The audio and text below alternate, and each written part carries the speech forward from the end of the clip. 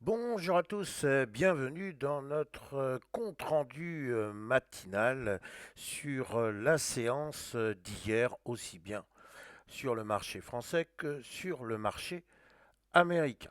Alors le début de semaine, on peut dire qu'il a démarré en fanfare puisque nous avons de très belles progressions. Alors sur le CAC 40 bien sûr, mais on va le voir surtout aux États-Unis. Alors commençons par notre CAC 40 et l'on voit qu'il y avait une résistance sur les 7800 points. Nous en avions parlé bien évidemment hier en disant que c'était pour l'instant un obstacle et qu'il fallait absolument déborder cette résistance des 7800 points si l'on veut essayer d'imiter notamment le grand confrère allemand qui, lui, rappelons-le, est en territoire historique.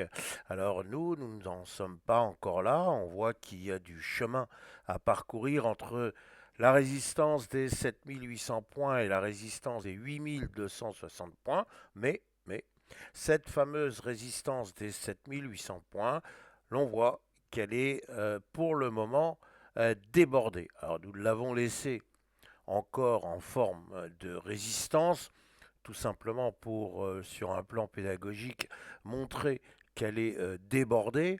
Et nous allons voir si effectivement nous allons pouvoir aujourd'hui se maintenir au-dessus des 7800 points.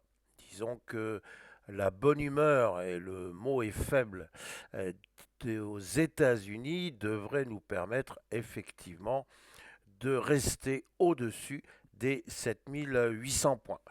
Si l'on observe bien, et vous devenez tous des gens extrêmement avisés, vous apercevez qu'on a ici un gap, c'est-à-dire entre la séance de vendredi et la séance de lundi.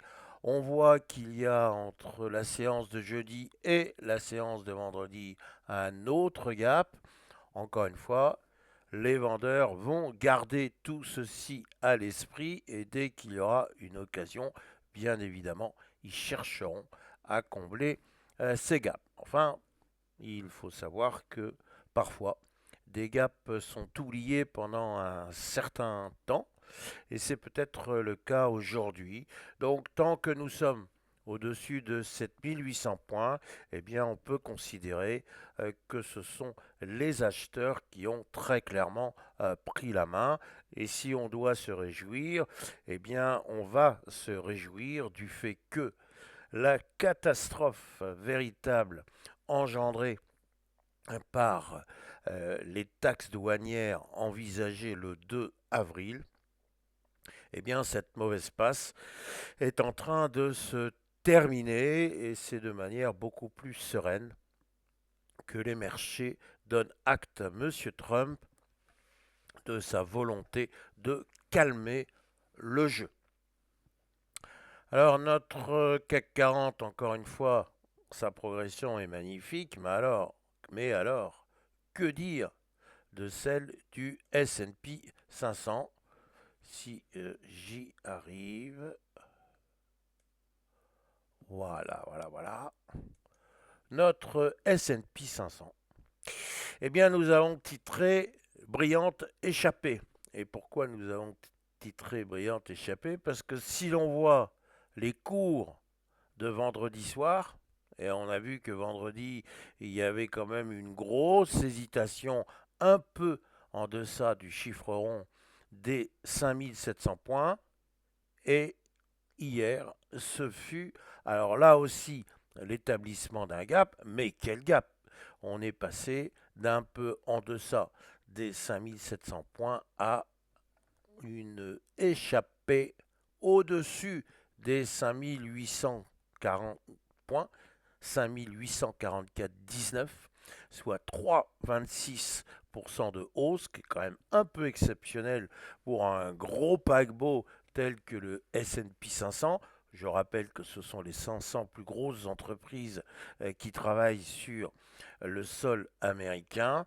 Et l'on voit cette magnifique bougie verte avec une clôture au sommet, donc 5844,19.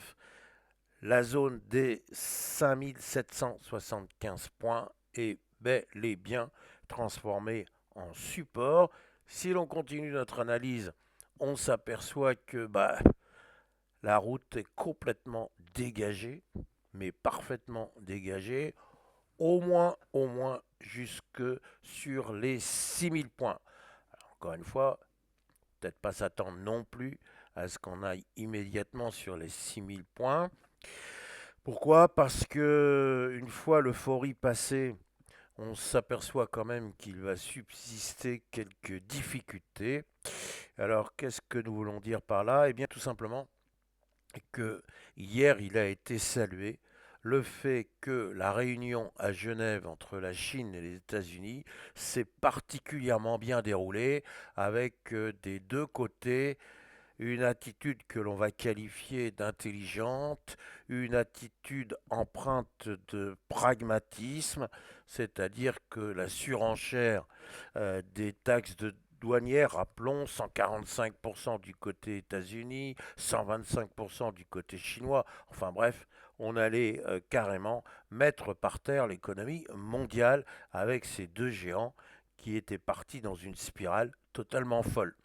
Alors, finalement, il va y avoir une pause pendant 90 jours et on va ramener la taxe douanière à 10% du côté chinois, 30% du côté américain. C'est pas rien, mais bon, nous sommes très très loin de ce qu'avait envisagé M. Trump. Et si effectivement on voit qu'il peut y avoir un consensus, un compromis entre économie rivale, certes, mais économie responsable, mais effectivement, il y a de quoi se rassurer. Maintenant, les taxes douanières, il en existe sur d'autres pays. On n'est pas à l'abri de nouvelles Trumperies, comme maintenant il convient de s'amuser à dire, c'est-à-dire que M. Trump peut avoir une nouvelle idée qui serait très très mal ressentie. Donc les opérateurs vont quand même rester prudents et il est possible que nous puissions voir quelques prises de bénéfices. Rappelons que les 7 magnifiques ont tiré tout le monde avec des hausses absolument spectaculaires. Bon, est-ce que dans ces temps volatiles, il n'est pas temps, de temps en temps, de reculer, voire pour mieux sauter, certes, mais tout simplement s'habituer à des marchés volatiles, c'est aussi s'habituer à des prises de bénéfices très rapides. Nous ne voulons pas du tout jouer les Cassandres, mais il faut quand même rester constant et il faut savoir que en temps volatile, eh bien, tout peut arriver. Il faut donc se montrer un tout petit peu prudent. Voilà notre réflexion du jour que nous n'aurions pas tout à fait terminée si nous ne précisons pas qu'il y aura cet après-midi un indicateur très important, celui des chiffres de l'inflation. Alors on attend une petite augmentation de l'inflation, mais attention, s'il y avait un dérapage, là ce serait du pain béni pour les vendeurs. Voilà, en espérant que vous allez pouvoir digérer toutes ces informations, il me reste à vous souhaiter une excellente séance et une excellente journée. Merci.